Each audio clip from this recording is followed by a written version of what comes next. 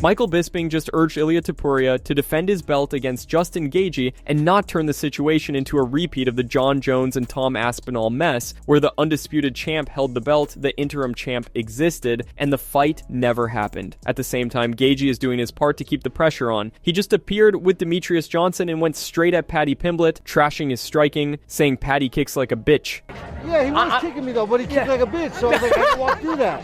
Once I figured I could walk through it, then it was money. Yeah. But more importantly, Justin is fully locked in on Ilia Topuria. He's talking like a man who believes this is his moment, confident, aggressive, and all in on the idea that he can beat the champion and take the belt. Though we all know the highlight is clearly in the late stage of his career, a veteran who's already been through wars. While Topuria is in his physical and competitive prime, fresh, and building his legacy. This fight will most likely take place at the White House, as Justin is one of the very few American champions right now. According to the highlight himself, he believes him and Ilia will actually headline the main event, promising to put on a showdown for the ages. That fight needs to happen. If you are a champion and you're an interim champion, you're supposed to fight. Remember the madness that we had with John Jones and Tom Aspinall? That went on for ages. Ilia's back, and you know Ilia ain't scared of no one. Yes, he wanted to fight Islam Makhachev at 170 pounds. And yes, there's Almonso Rukian out there.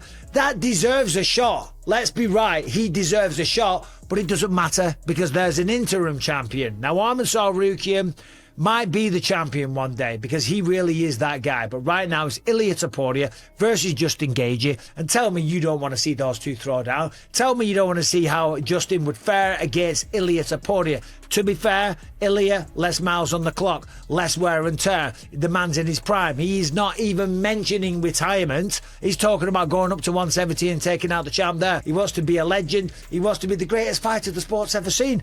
Movsar Evloev just threatened to finish Lerone Murphy. In a recent appearance on MMA Junkie, Evloev said he's not looking to win on points. He's going for a finish because he believes that's what it will take to finally secure a title shot. What raised eyebrows even more is that the undefeated Ingush fighter revealed the UFC hasn't labeled this fight as a title eliminator. That immediately sparked questions because if the winner of Evloev versus Murphy isn't next in line, then who is? It's two undefeated contenders colliding, both near the top of the division, yet there's still no official guarantee of a title opportunity. Evloev gave Murphy credit for his striking, but made it clear he sees himself as the superior fighter across the board. In his view, the difference won't be one area of the game, it'll be the total package, his wrestling, pressure, control, and overall MMA skill set, which he believes will be too much for Murphy to deal with. For Movsar, this isn't just another fight, it's a statement fight. The MMA community is split on this one, but most pundits lean toward Evloev using his superior wrestling to grind out the win. Who do you got, fight fans? Drop your pick in the comments. I mean, it seems obvious to all of us on the outside that this is a title eliminator. Have you been told that? Has the UFC said, winner, this is going to get the shot? No? No. I don't hear nothing like that. But it's supposed to be like that, I think. Yeah, do you feel like, given your situation, you have to do something extra special, or do you think a win just, beating a tough guy like Lerone will be enough to get it? To beat the guy in this level is already like special things. Yeah. But for sure. To be honest, I don't want to fight for 5 rounds, so I'll try to finish this guy in early rounds. I'm not trying to underestimate this guy, but I think I'm better anywhere. Like he's striking guy. He have like pretty good striking skills, but I don't see nothing special.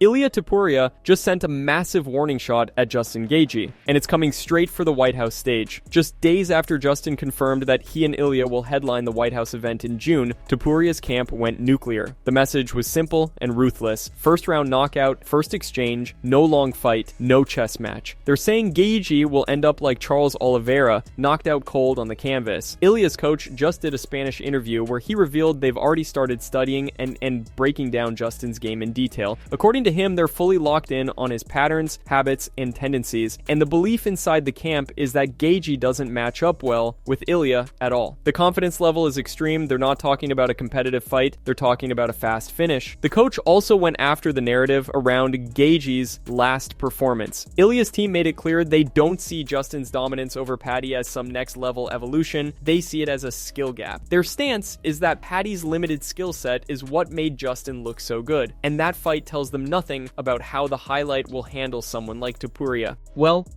looking at the first exchange that took place and how the fight developed, I'm not really going to tell you 30 seconds, a minute, 2 minutes, but 100% it would be the first round, and I think 100% it would be the first exchange. Justin exchanged hands in the end, but he exchanged hands like crazy, without thinking about the gaps that there were either. He didn't work on changing heights. In fact, I think he only did it once in the fight and it was down low, and he's an expert at that. Also, Paddy's guard was really crazy, right? At no time did he cover himself well in, right? I like to see what he does when he is dominated, and for that we have other fights that have been seen and that I think we can get more out of, because I am 100% sure that, no matter how strong Justin is, no matter how much he wants to win, when Ilia connects with you, you are not going to walk forward, and if you do, the same thing will happen to you. What happened to Oliveira? He wanted to walk forward and ended up on the ground. He has several very bad habits that I've already analyzed very well. I've been watching him for a long time, and those habits are going to cost him dearly if he does them on fight day. Israel Adesanya just revealed a crazy behind-the-scenes detail that never became public. He was supposed to fight Reinier De Ridder on short notice last year, but the entire thing collapsed after he got injured in training. According to Izzy, the matchup was already lined up as a short notice opportunity, which would have been his first ever short notice fight in the UFC. That alone makes it even more interesting because Adesanya has always been a full camp fighter, structured prep, long build-ups, never the late replacement type. This would have been a completely new situation for him. Instead, the injury shut everything down before it could happen, and the opportunity disappeared just as fast as it came. No announcement, no rumors. Now fast forward to the present, Adesanya is locked in for his next chapter, set to take on Joe Pyfer, and it feels like a very different direction for his career path. I was gonna fight last year, but then I got injured in the gym, and then that opportunity got taken away. It was a short notice fight as well, and I've never done one of those, so that would have been exciting. Who was the person? RDR.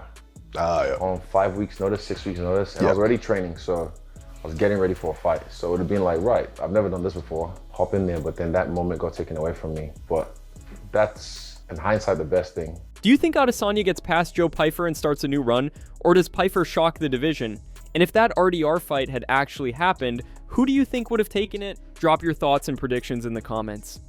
That's it from MMA Psycho. Thanks for watching. Don't forget to leave a like and subscribe for daily MMA news.